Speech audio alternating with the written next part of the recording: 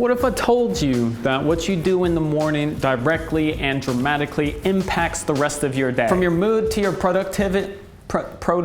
How do you say this? Productivity.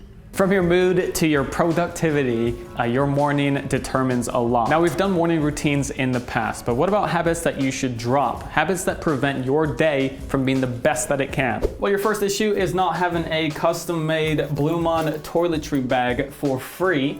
That's right.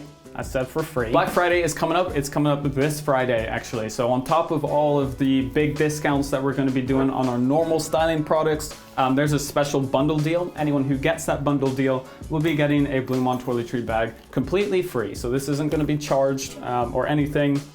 That's Black Friday. It's coming up. Make sure you keep a lookout for that. Now let me ask you a question. Have you ever naturally woken up before your alarm? Say you set your alarm for like 7:30 a.m. You get up at 7, you're feeling all right, but then you check the time, you're like, well, I got 30 more minutes to sleep and it's the best day of your life. But then 30 minutes goes by, your alarm goes off and you're exhausted. So much more tired than the first time you woke up. This isn't just a coincidence. Every time that you wake up and then go back to sleep, you're resetting your sleep cycle and then forcing yourself to wake up when your body is expecting to experience a deep sleep. If you'll notice, the times that you do this, all of a sudden everything else that needs to get done in the morning becomes a challenge. You feel sluggish, delirious, and just simply not mentally prepared to take on the day. This goes for all you snooze button pressers out there as well. How many we got?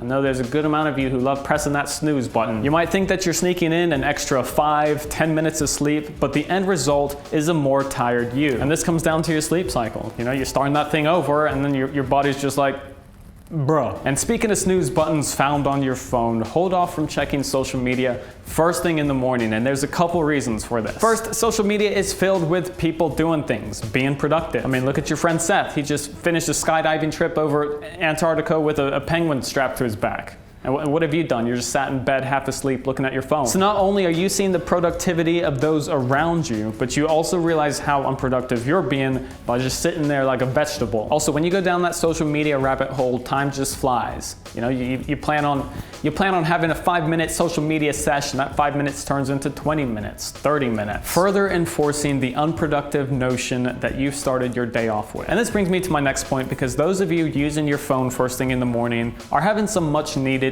you time. The problem is that you're doing it first thing in the morning. It's undeserved. You gotta earn your you time. I strongly believe that having at least half an hour in the morning between getting ready for the day and going to work is very beneficial. It gives you time to actually take a step back, collect your thoughts, and get mentally prepared and calm. It sounds like you're headed to war. You know, I don't know what you're doing with your day. Next up, when you first wake up in the morning, it's often easy to feel overwhelmed by the day to come. You know, you started a new day, you got tasks that need to get done, whether it's your job or school, you're a busy man. And on top of that, you gotta get ready for the day in the first place. A really easy way to start with a feeling of control in the morning is choosing what you're gonna wear the night before and laying it out for you to throw on in the morning. Taking these kind of measures to allow yourself to do less in the morning and already be prepared gives a sense of control and organization, which will follow you once you get out of the house. Speaking of organization, everybody who is anybody has heard it from their moms. You gotta make your bed. Making your bed in the morning is your first act of responsibility. It's not just about trying to be more tidy and clean, but it actually triggers a sense of accomplishment, which, as simple as the task is, helps to create the desire to accomplish more. You can further enforce this sense of control and mental attitude by refusing to complain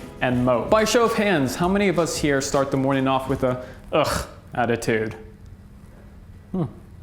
It's more than I thought. Believe it or not, you can choose how to embrace your day. You have control over your emotions. And if you go at it with a dominating mindset, you know, I've got this, I'm ready for this, you can actually trigger your body to release the chemicals or endorphins or whatever it is that gets released. That will make you feel good and confident to take on the day to come.